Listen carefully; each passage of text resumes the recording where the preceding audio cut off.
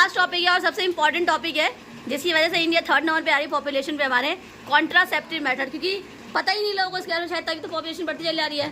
तो ये बताने के लिए आएंगे कोमल और मयंक। तो आ जाओ भाई।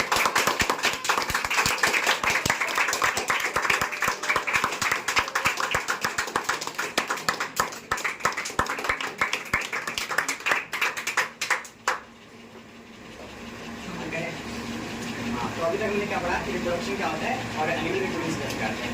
तो अभी रिप्रोडक्शन करते करते पॉपुलेशन बहुत ज़्यादा हो चुकी है, तो उसे कंट्रोल कैसे करते हैं आप लोग पढ़ेंगे, ठीक है।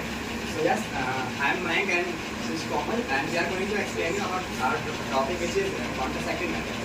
सो basically the contraceptive method are not the barrier for the, it is a bridge for a healthy family and community.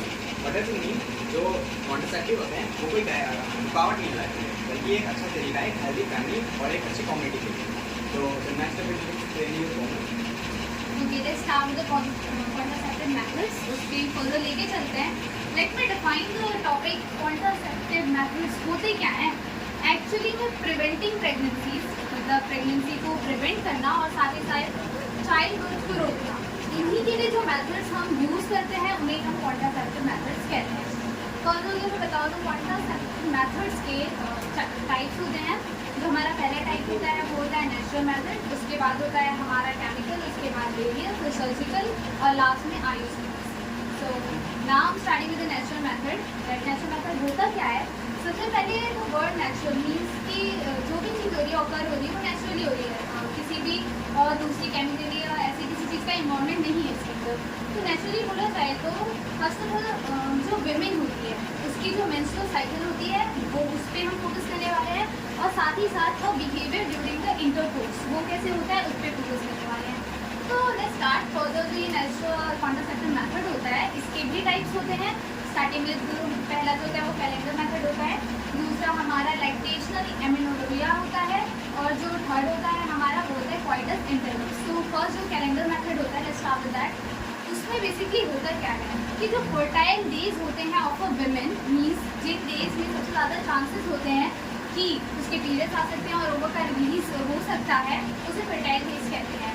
तो एक्सेप्ट फॉर दोज डेज जो बाकी दिन हमारे बच जाते हैं, वही जो होते हैं हमारे दिन सेफ होते हैं टू डू द इंटरकोर्स, मतलब सेक्सुअली एक साथ इन्वॉल्व होने के लिए। ओके, आफ्टर दिस वही जो डेज होते हैं वो सेफ होते हैं, लेकिन यहाँ पे भी एक ड्रॉबैक होता है। ड्रॉबैक ये है कि जो मेंस्ट्रुअल साइकिल के डेज होते हैं, मतलब वो अभी बताया था कि वो 14th डे पे ही आते हैं, but it's not same in every women. Women में ये वेरी करता है। इस वजह से हो सकता है कभी हम इनफर्टाइल समझ के फर्टाइल डे पे ही इंट्रोड्यूस कर ले, तो शायद उसकी वजह से अगेन वही है कि प्रेगनेंसी हो सकती है। तो this is the drawback. But after this इसके बाद है हमारा नेक्स्ट जो लैक्टेशनल एमिनोरिया। उसमें बेसिकली क्या होता है कि after giving birth to a child, जो विमेन होती है 6 महीने, मतलब जब बच्चे को बर्थ कर दिया गया है तो उसके बाद जो 6 महीने होते हैं उनके भी वो जो 6 महीने का टाइम होता है उस बीच को ब्रेस्ट फीड कराती है अपने बेबी को। इस वजह से ओव्यूलेशन यूजुअली नहीं होती है उस टाइम। तो क्या होता है कि वो भी एक बहुत ही सेफ पीरियड होता है, सेफ टाइम होता है, in which you can break in the course, तुम कर सकते हो। और उसके बाद जब वो 6 महीने खत्म हो जाते हैं तो ऑफकोर्स इट बिकम इनएफिशिएंट। उसके बाद ये खत्म हो सकता है, मतलब इसके बाद अगर तुमने इंटरकोर्स करा तो there will be a lot of chances कि अगेन प्रेगनेंसी का हो सकती है। उसके बाद नेक्स्ट हमारा coitus interruptus. In this basically the main partner has to withdraw his penis, जिसे हम विड्रॉल मेथड भी कहते हैं। तो withdraw his penis because ejaculation sperms के एंटर करने से पहले अपने पेनिस को विड्रॉ करना पड़ता है। और हाँ, और इसका भी एक ड्रॉबैक ये है कि अगर पेनिस ऑलरेडी उसमें इन्वॉल्व हो चुका है तो क्या होगा कि जो फ्लूइड है, मतलब may be you do it fast, तुमने जल्दी विड्रॉ करा है by the side, but still हो सकता है कुछ फ्लूइड अंदर चला गया हो तो and it may contain some sperms. तो अगर वो स्पर्म को कंटेन करेगा तो अगेन यहाँ पे इसका ड्रॉबैक है कि अगेन फर्टिलिटी हैपन हो सकती है, फर्टिलाइजेशन हो सकता है। उसके बाद let's talk about the advantages. First of all it's natural, so no cost needed, आपको बिल्कुल भी किसी पैसों की ज़रूरत नहीं होती है। उसके बाद no side effects also. Of course natural चीज़ें हो रही हैं, नेचुरल तरीकों से हम कर रहे हैं तो कोई साइड इफेक्ट हमें होने वाला है नहीं। Talking about the disadvantages of that, so disadvantages ये हो सकते हैं कि काफ़ी होते हैं इसमें, मतलब कितना फोकस और काफ़ी स्ट्रिक्ट डिसिप्लिन के साथ हमें इसको फॉलो करना पड़ता है, अदरवाइज जो चांसेस है प्रेगनेंसी के वो तो इसमें काफ़ी ज़्यादा पॉसिबल है। Next is our period method which मैं इधर explain you. So the bearing method are the contraceptive. Basically इसमें क्या होता है, bearing मतलब क्या होता है कि किसी चीज़ को रोके हैं, तो इसमें होता है जो स्पर्म है वो एग को यूज ना करे, इसमें bearing method यूज करते हैं। अब इसमें हमें फिजिकल भी है और केमिकल भी है, और mainly it ensures that fertilization doesn't take place, और मेन पॉइंट है कि ये एसिडिटी से भी प्रोटेक्ट करता है। So if I talk about the physical method, physical barrier, it involves condom which is used by both males and females. The males one is a thin rubber sheet which is worn on the penis and it collects the sperm during the intercourse. Also, it is very protective against STD.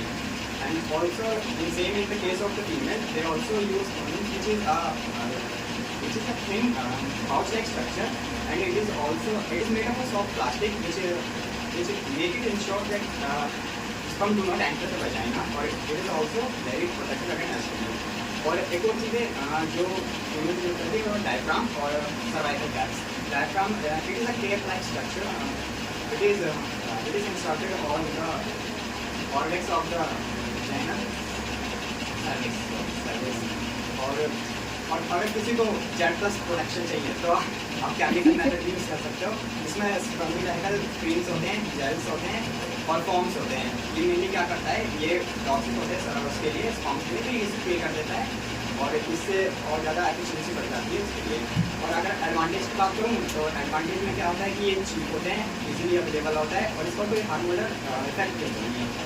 और advantage है तो disadvantage भी होगा। तो disadvantage इसका ये है कि इसमें ज़्यादातर लोग कुछ नहीं करता तो स्किन एलर्जीज भी हो जाती है, और मेनली कभी कभी होता है कि टीयर्स निकल जाते हैं। Now our next method is chemical method. अब फिजिकली तो देख लिया कि किस तरीके से प्रिवेंट कर सकते हैं प्रेगनेंसी को। Now let's see through some chemicals, या फिर लाइक यूजिंग हार्मोन्स कैसे देख सकते हैं। अब केमिकल से स्टार्ट किया है तो हार्मोन्स का यूज़ कर रहे हैं हम इसमें, केमिकल पिल्स का यूज़ कर रहे हैं हम इसमें। तो स्टार्ट कर रहे हैं ओसीपीज से। OCPs are basically oral contraceptive pills. ये जो पिल्स होती है ना, the women take it on daily basis, उसे डेली बेसिस पे ये लेती है। और साथ ही साथ ये पिल्स फिर काम क्या करती होंगी। First of all these pills are the combination of estrogen and progesterone hormone. इन दोनों हार्मोन्स का कॉम्बिनेशन होता है इस पिल्स में। तो बेसिकली ये ओव्यूलेशन को ही स्टॉप कर देती है। अब अगर ओव्यूलेशन ही स्टॉप हो गई है तो फॉर द फर्टिलाइजेशन की कोई चांसेस ही नहीं है, और प्रेगनेंसी के तो बिल्कुल भी नहीं है।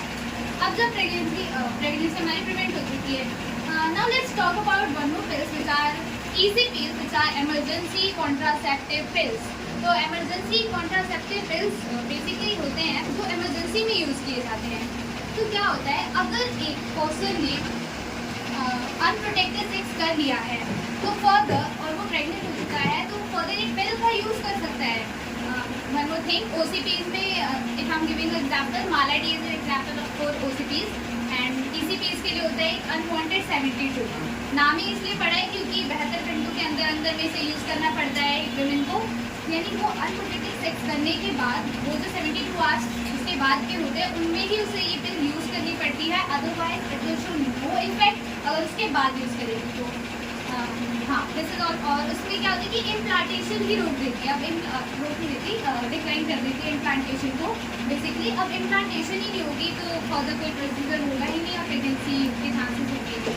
उसके बाद नेक्स्ट है हमारा हार्मोनल इंजेक्शन। हम उन हार्मोन्स को इंजेक्शन के थ्रू डायरेक्टली किसी पर्सन की बॉडी में भी इन्वॉल्व कर सकते हैं। और अगर मैं बात करूँ इसी चीज़ की, तो मैंने देखा था कि हमें उसे 72 आवर्स के बीच में ही देखा था। हम एक एग्जाम्पल दे सकते हैं कि किसी वुमेन को बहुत लेट पता चला, अराउंड 1-2 आवर बिफोर उसके 72 आवर खत्म होने से पहले, कि ऐसी कोई पिल भी है, तो क्या करेगी, उस इंजेक्शन के थ्रू उस चीज़ को अपनी बॉडी में इंजेक्ट करा सकती है। वो वही सेम काम करेगा, इम्प्लांटेशन को रोक देगा।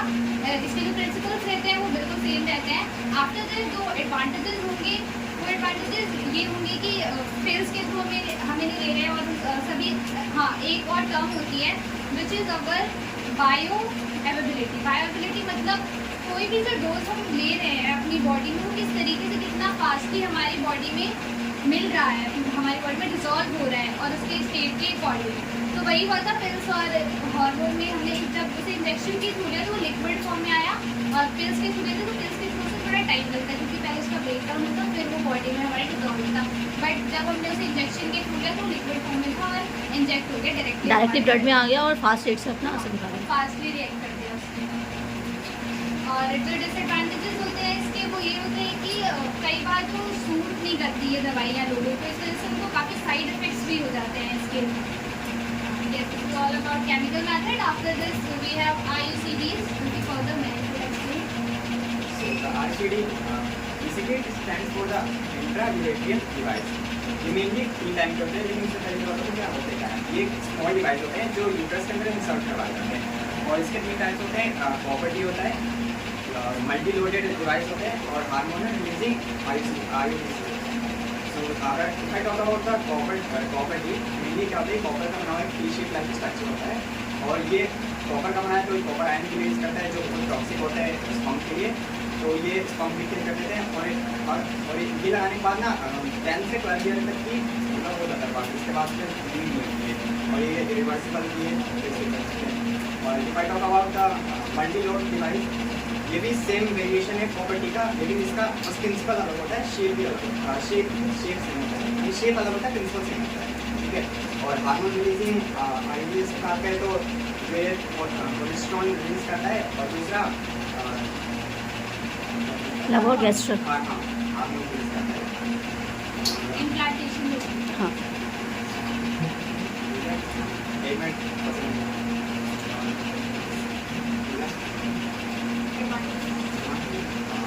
एडवांटेज ब्लॉक, एडवांटेज आपको कॉम्प्लेक्स होता है और यूनिवर्सल होता है, और इसका ना एसटीडी से वैसे ही कोई प्रोटेक्शन नहीं करता है ना। और डिसएडवांटेज बेसिकली कि एसटीडी से कोई प्रोटेक्शन नहीं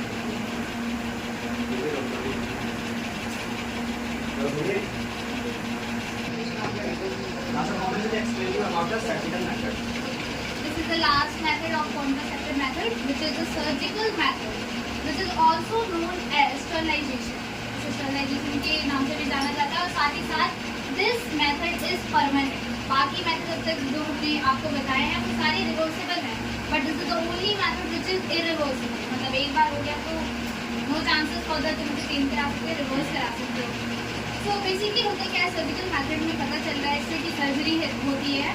तो होता क्या है कि ये उन कपल्स के लिए होता है ना जिन्हें फ्यूचर में चिल्ड्रन नहीं चाहिए होते हैं, तो they can have the surgery. First of all इसमें होता है वेस्कोटोमी और ट्यूबेक्टोमी। तो वेस्कोटोमी में क्या होता है कि the vast difference of the male reproductive part is cut down and ligated, मतलब कि जो वास्ट डिफरेंस होता है उस मेल का वो रिप्रोडक्टिव पार्ट होता है, हम उसको ही कट कर देते हैं और बांध देते हैं। इस वजह से जो टेस्टिस स्पर्म्स रिलीज कर रही होती है वो आगे पेनिस तक पहुंच ही नहीं पाती है। फर्दर फर्टिलाइजेशन जब होता है, फर्दर जब इंटरकोर्स होता है तो उससे फर्टिलाइजेशन होता ही नहीं है, इसकी वजह से प्रेगनेंसी के चांसेस ही नहीं होते। एज सेम जो हमारा ट्यूबेक्टोमी होता है वो फीमेल्स में होता है, उसमें क्या करते हैं हम जो फैलोपियन ट्यूब होता है उस we will cut that fallopian tube and ligated it, means tied up कर देते हैं। तो उस टाइम की सेम चीज़ हो रही थी कि जो ओवरी होती है वो जो ओवर रिलीज करती है, it can't reach to the uterus, वो यूट्रस तक पहुंच ही नहीं पाती और पहुंच नहीं पाती तो फर्दर फर्टिलाइजेशन नहीं होती, और फर्टिलाइजेशन नहीं होती तो women does not get pregnant, तो वीमेन जब प्रेग्नेंट होती है। This is all about the surgical method and talking about the advantages, it's permanent, करने की जरूरत नहीं है बीच में कि हो जाएगा, इट्स टोटली परमानेंट। और अगर डिसएडवांटेजेस की बात करें तो it irreversible as I told you, अगर फर्दर मन कर या बाद में कि we want baby so it is not possible because it's a permanent method, and this is all about the contraceptive methods. Now I wanted to tell you the importance of these methods, the importance of contraceptive methods. मतलब इतना कुछ इसके बारे में पढ़ा है तो of course it has some importance in our life also. First of all is control the population, और अभी के टाइम में everybody has to know about these contraceptive methods because intercourse करने का सभी का मन करता है, but they will never know कि मतलब एक टीनेज में भी बच्चे ये सब like start doing this also in future planning के लिए इट्स वेरी इंपॉर्टेंट। अगर उन्हें ये चीज़ पता होगी तो कहीं ना कहीं पॉपुलेशन कंट्रोल में आगे एक स्टेबिलिटी आएगी कि आगे वो अपनी फैमिली प्लानिंग अच्छे से कर सकें ऑल दीज थिंग्स। और yes these are the all contraceptive methods जिसमें हाँ yes one more thing is that कि जो मदर्स होती हैं हमारी उनको भी एक गैप मिल जाता है, किस तरीके से चाइल्ड बर्थ हो चुका है उसके बाद भी अगर उन्हें बच्चा बाद में चाहिए but they still want to have intercourse एक फिजिकल अटैचमेंट, सो वो कर सकती है while using these contraceptive methods, ताकि उन्हें भी एक गैप मिल जाए. This mother have to go a lot of pain by delivering the baby. Yeah, this is all about the importance of contraceptive methods. One more thing, it also prevents us from STDs. This is a very important topic. Now you must all wondering about what is STDs. So STDs are basically sexually transmitted diseases. STDs होती क्या है actual में? So these are some kind of infection. जब हम किसी person, किसी infected person के साथ सेक्सुअली कॉन्टेक्ट में आते हैं तो जो डिसीजेज हमें हो जाती है उन्हें हम STDs बोलते हैं, सेक्सुअली ट्रांसमिटेड डिसीजेज बोलते हैं. इसके भी जो STDs इसके फर्दर टाइप्स होते हैं. पहला इसका टाइप होता है बैक्टीरियल STDs, दूसरा वायरल STDs, और जो थर्ड होता है वो होता है हमारा पैरासिटिक STDs. तो फर्स्ट ऑफ ऑल जो बैक्टीरियल STDs है वो मैंने बताया. तो बैक्टीरियल STDs इसमें बेसिकली होता है दो वायरस होते हैं, साइकिल्स और गोनोरिया. साइकिल्स अगर इसके सिम्टम्स की बात करें तो इसमें क्या होता है, पेन, इसमें होता है पेनफुल सोर्स, रैशेज और ऑर्गन डैमेज. मतलब इसमें ऑर्गन डैमेज होने के चांसेस होता है. रैशेज और पेनफुल सोर्स मतलब होता है वो जो छाते होते हैं. और गोनोरिया की बात करें तो इसमें क्या होता है कि ड्यूरेशन के टाइम पे बहुत ज़्यादा पेन होता है, कंट्रोल नहीं कर सकता, और फर्टिलिटी को भी अफेक्ट करता है बहुत ज़्यादा. After this, let's come to the second type, which is our viral STDs. Viral STDs are caused by viruses. इससे पहले वाले बैक्टीरिया के थ्रू हो रहे थे. अब जो ये वायरसेस होते हैं, इसका I am taking example of AIDS, जो कि एक वायरस में से होता है जिसका नाम है HIV, which is human immunodeficiency virus. ये वायरस का नाम है जिसकी वजह से होता है ये. तो बेसिकली एड्स में होता क्या है, सबसे पहली बात तो it is very dangerous. Why let me tell you, because diseases में सबसे पता लगना क्या होता है, उसके सिम्टम्स क्या हो. अगर आपको सिम्टम्स पता ही ना चले, एड्स काइंड ऑफ थिंग जिसमें हमें 8 से 10 साल के बीच में even if you are suffering you will not get the symptoms. मुझे सिम्टम्स का पता ही नहीं चलेगा. और further if I am giving the example कि एक्चुअली होगा क्या, तो वो 8-10 साल के बाद if you have a cut on your hand और wherever on your skin because of a sharp thing, तो वो जो है ना वो क्लॉटिंग होगी ही नहीं. वो ब्लड इसी तरीके से तुम्हारे हाथ से निकलता रहेगा और फर्दर उसमें क्लॉटिंग नहीं होगी. उसका कोई क्योर नहीं है. अगेन अगर तुम्हें कफ हो जाता है या फिर तुम्हें कोल्ड हो जाता है तो वो भी ठीक नहीं होता. तो दिस इज हाउ. और एक टाइम के बाद तो ऑब्वियसली कोई भी इतना इंडोर नहीं कर सकता है, तो it will ultimately cause you to death. This is how dangerous HIV AIDS is. Yeah, and the last one is our parasitic STD, जो parasites की वजह से होती है. This is all about the types. Now if I'm talking about the symptoms that we saw STDs के दौरान में, तो वो होते हैं कि वही प्रॉब्लम हो जाती है यूरिनेशन में हम लोगों को, और साथ ही साथ एबनॉर्मल तरीके से डिस्चार्ज होता है थ्रू वजाइना एंड पेनिस, और साथ ही साथ अल्सर्स हो जाते हैं न्यू जेनिटल एरियाज, और साथ ही साथ कुछ तो ऐसे हिडन सिम्टम्स भी हो जाते हैं जिन्हें हम देख भी सकते हैं. या this is all about the symptoms. उसके बाद इतना कुछ हुआ है किस वजह से हुआ है, so I am to tell you the causes of STDs. अगर मैं पहले पॉइंट की बात करूँ तो इसमें होता है अनप्रोटेक्टेड सेक्सुअल कॉन्टैक्ट में. सपोज एक बंदा है जिसे ये डिसीज है और वो इंटरपोज करता है दूसरे बंदे के साथ, जो डिसीज है वो उसमें ट्रांसफर हो जाएगा, तो ये हो जाएगा. और इसका एग्जाम्पल हो जाता है HIV AIDS और साइकिल्स होता है. और दूसरा ये होता है अगर सेम नीडल्स और सिरिंज यूज़ करते हैं. इसमें क्या होता है, अगर कोई डॉक्टर है तो वही सेम नीडल और सिरिंज यूज़ कर रहा है उस बंदे के लिए जो इन्फेक्टेड है और उस बंदे के लिए जो इन्फेक्टेड नहीं है, तो ये ऑटोमेटिकली इसमें ट्रांसफर हो जाएगा. तो ये भी है. और सपोज किसी मदर है उसको भी ये डिसीज़ हो रखा है, तो जो उसका बेबी होगा तो उसे भी ये डिसीज़ हो सकता है. तो this is all about disease. और if I talk about the prevention, तो प्रिवेंशन में क्या होता है, हमें प्रोटेक्शन यूज़ करना चाहिए कॉन्डम्स, और we have to also awareness needle, don't need to use the same needles, है ना. और अवेयरनेस भी पहुँचाना चाहिए, और जो एक प्रोग्राम्स आते हैं सेक्स एजुकेशन प्रोग्राम्स वो भी अवेयरनेस के लिए पता चाहिए. तो this is all about our topic. Thank you.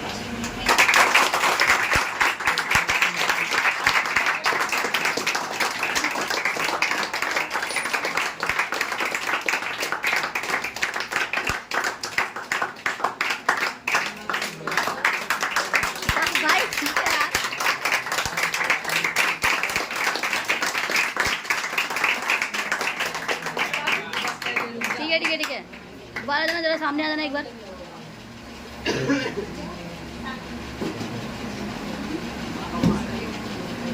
तो टॉपिक काफ़ी अच्छे से समझाया, काफ़ी टफ टॉपिक था, टॉपिक टफ भी था और थोड़ा काफ़ी वैसा भी था, काफ़ी अच्छे से बताया दोनों ने। तुम्हें लगा अच्छा बताया भाई? ठीक है, ताली बजा दो जरा जोर से एक बार।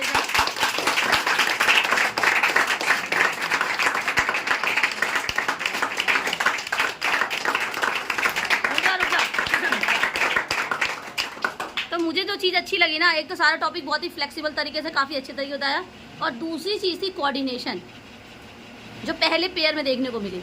मतलब कोऑर्डिनेशन काफ़ी बढ़िया था। एक तो मुझे पीयूष और आयुष की कोऑर्डिनेशन अच्छी लगी थी, पर इनकी कोऑर्डिनेशन काफ़ी अच्छी थी। मतलब पता ही नहीं लगा कोई कुछ भूल रहा था, ठीक है, क्योंकि इस तरीके से मैनेज करा दोनों ने, जो काफ़ी अच्छा था। इससे पता लग रहा है दोनों ने अच्छे से प्रिपरेशन करी है।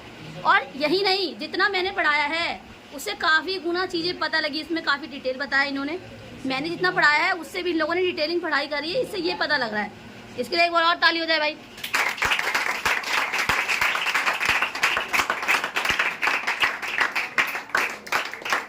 बहुत बढ़िया दोनों को, बहुत ज़्यादा अच्छा था। बैठ जाओ।